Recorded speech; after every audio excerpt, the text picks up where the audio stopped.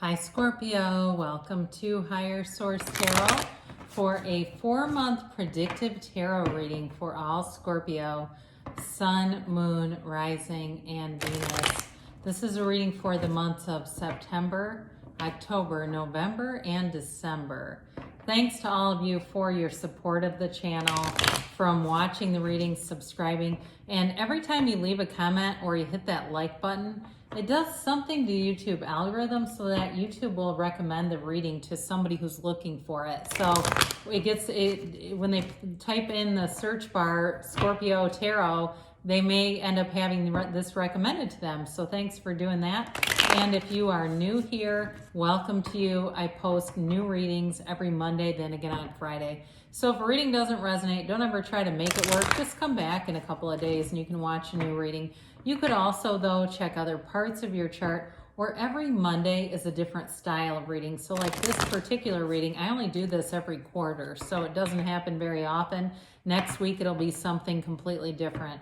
And if you like tarot, you like the channel, I'd love to invite you to subscribe to Higher Source Tarot.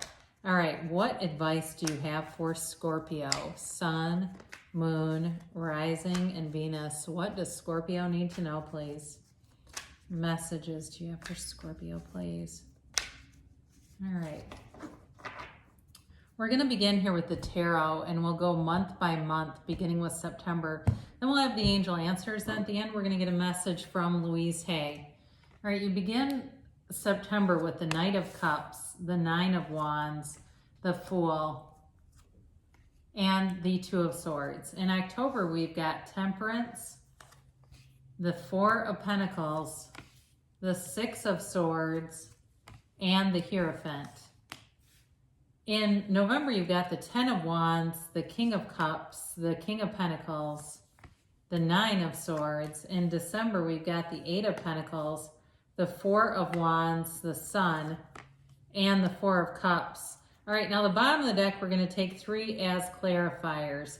We have the Queen of Pentacles, Death, and the Two of Pentacles here. Before we get into this, though, I feel like it's you or another person. There's sort of this push-pull in this reading of not wanting to give, it's like, why are you holding back? That was the question that came up. It's almost like there's a little bit of suspicion or questioning, and it doesn't mean that you can't use your discernment, but I do see it right in here, where if there's a new person coming in or a new situation, I feel like you have to really vet them to be sure of them. And it's not because of them. I feel like it's just maybe your own past experiences here. So with the Queen of Pentacles, it is an energy of great financial stability.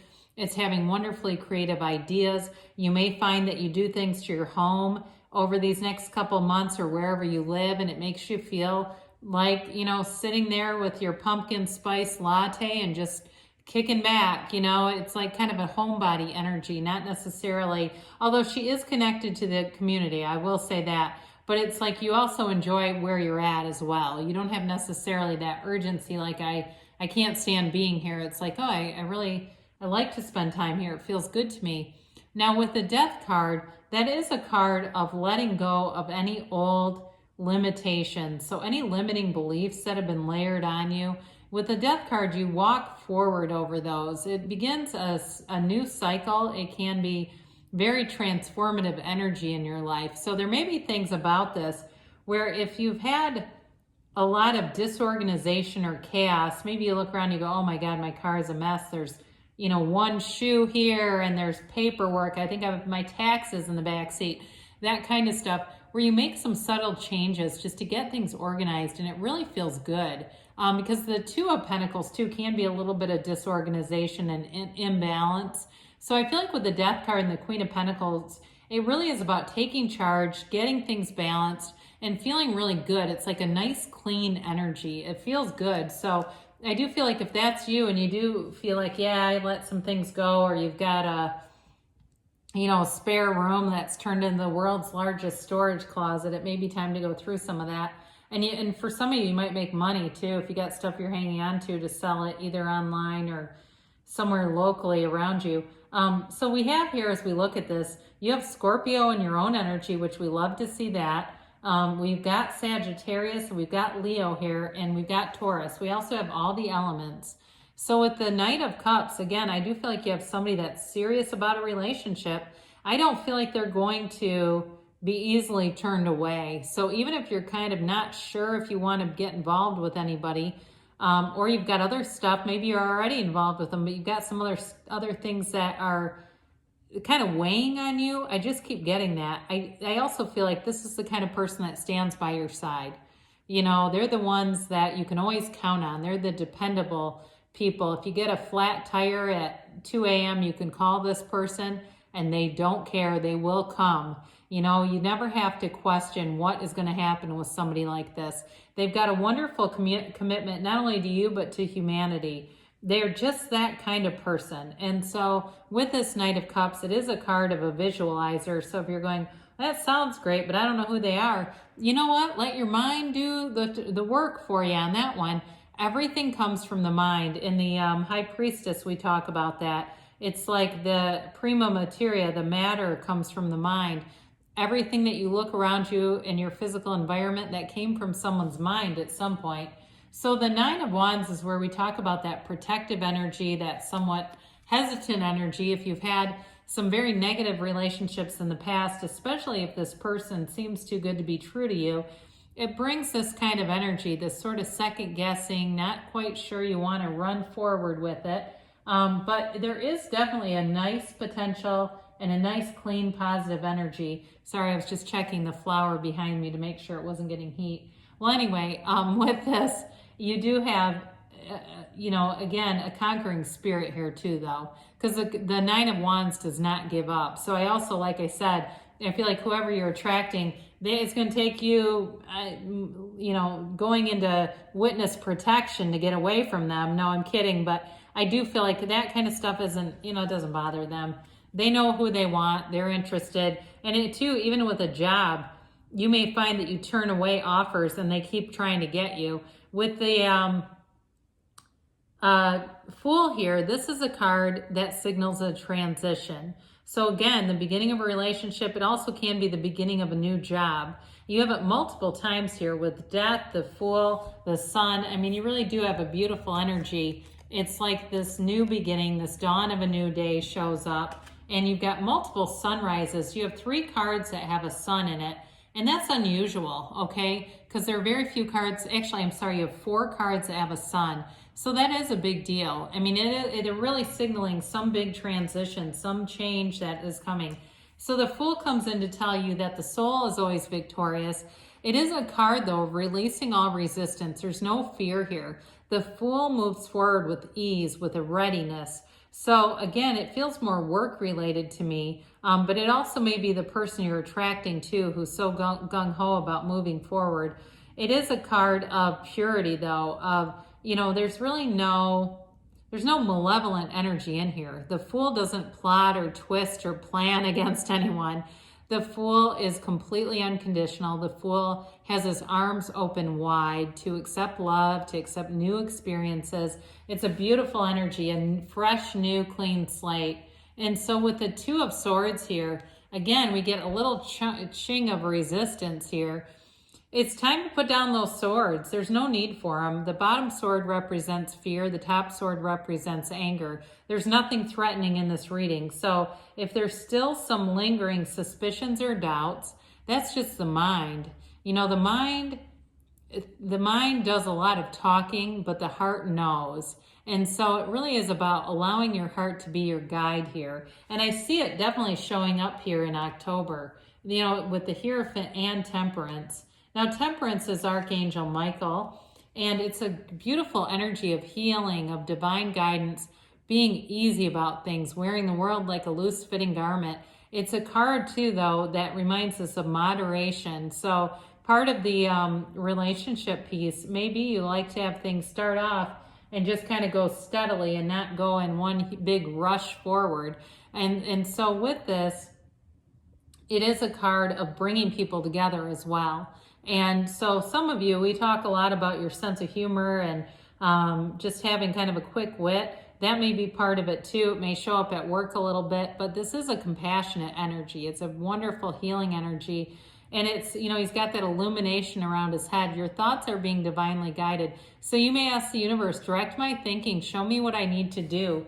And with the Four of Pentacles here, again, we have, it seems like in every month here, we have this little nagging voice, right?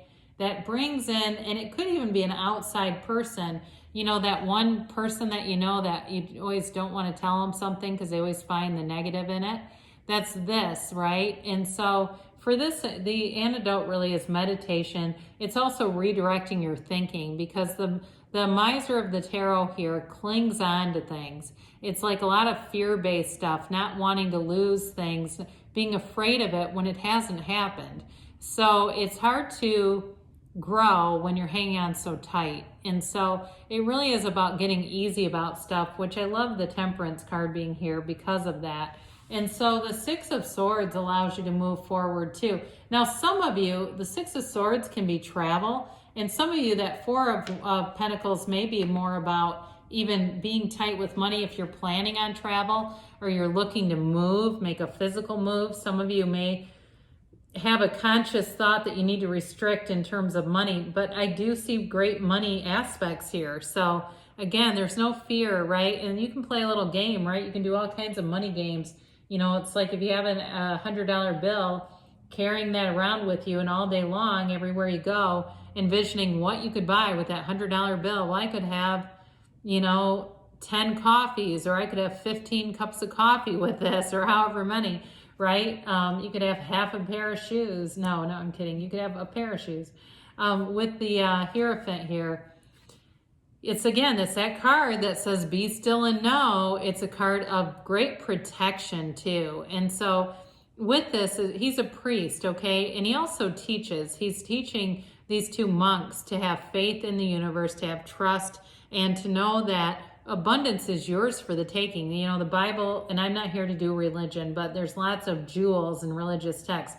The Bible says the kingdom of heaven is within, and it is. Everything is within you. The universe is within you. And so it's just about lining up again with the energy. So it is a card of marriage, and it makes, this person makes a wonderful partner. I keep going back to that. I feel like this is a real ride or die, whoever this is. They just don't go anywhere. They're not afraid of the gory stuff of life. They're not afraid of listening to somebody bitch about their day at work. It doesn't bother them. They're just a very true kind of partner in life. So in November, you've got this 10 of Wands that is feeling a little bit taxing. For some of you, it may be asking for help in some way. If it's something you're doing, some kind of a project that you're working on, anything to do with your house, or if you have some issue with your car or something, you may get advice from other people. You may also, if there's a lot of responsibilities on you, maybe you have kids and you're driving all over, it's like asking for some help or getting a schedule, because it ends up becoming rather taxing. It is the end of a cycle though, so it's time to put this down. And into November, you've got great loving energy. You've got you in your own energy form. The King of Cups brings in that maturity. I've said it before in this relationship, it's very mature, even though there is an energy of that enthusiastic fool, which is the spontaneity. This can be too. It's wonderful romantic energy. It's that let's plan a trip on a whim kind of an energy, which again, you do have travel here. And so with the King of Cups, it's a card of self-development too. So for some of you, you may find that you get into some kind of a really good book about spirituality, about who you really are. And sorry, I had a little flying insect showing up here. And so it really is a card of being true to yourself, but developing yourself too. It's deep. And so with and it's stable energy though. It's emotional, but it's emotional stability. This is also very stable. The King of Pentacles, new opportunities show up all around you with this. It's expansion, it's growth, and it's money, big time.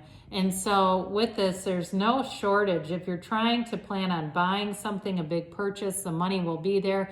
And it may make you feel rather empowered. You know, if you go in to buy a new car and you know you have the money for it, you're excited, you can pick the options that you want, and you don't have a lack. There's no feeling of lack here at all. Now, for some of you in November, you may meet somebody who is a mentor of sorts or gives really good advice especially with that 10 of Wands and King of Cups being here. If you encounter some kind of problem that it feels like is more mechanical to me, again, I feel like, or there's an insurance issue or something like that, I feel like you have people around you who have been through similar things and can give you good guidance with this. And it's somebody who knows a lot, but they are humble. They're not arrogant about it. They're easy to talk to and a good trusted advisor. So with the 9 of Swords, this has a bit of an emotional energy, a restlessness to it. And some of you, it can be just that energy shift as you're shifting into a new phase. Because with the Fool too, that definitely brings in a new phase.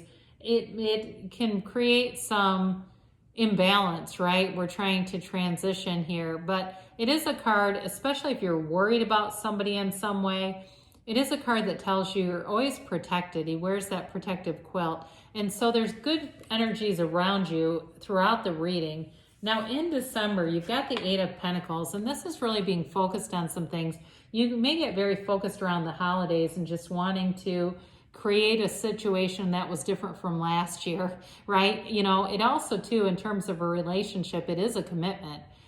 It's very much though, being intentional about letting the relationship grow in positive ways and allowing things to kind of roll off your back too, with Temperance being here. So that way it doesn't become the bickersons, right? It's like you are committed to doing the next right thing here. And in terms of work and career too, you definitely are diligent here. If it's a new job that you started earlier in the reading, you're still at it and you're building your skills and you're building your resume in a really positive way. The 4 of Wands is a marriage card. It is a card of synchronicity, the 1111 card, but it's freedom. They leave from this walled off city and they're celebrating the freedom.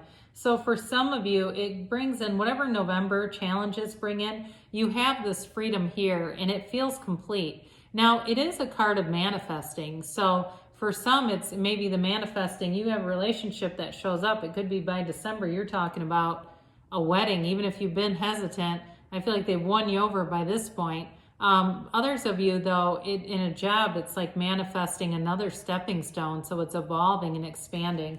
And you can't argue with that when you have the Sun.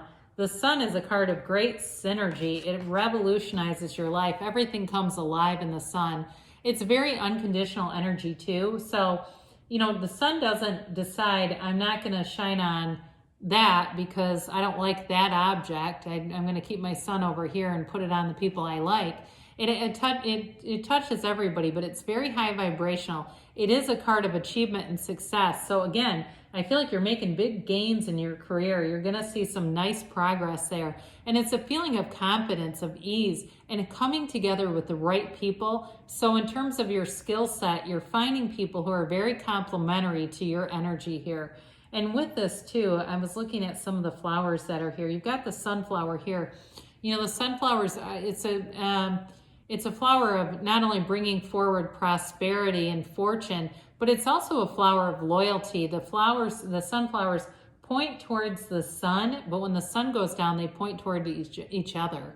Okay, so it's like, I feel like in the relationship that you have here too, you're responsible for the things that need to happen, but at the end, you're also here for each other. So with the 4 of Cups being here, this is a card of new opportunities and offers. And again, if you've started a new job in here, you may have new opportunities and offers, but you're only going to leave for the right thing. You're not here to just take everything. And this actually happens to me. I have a very stable career, but I get emails all the time asking me.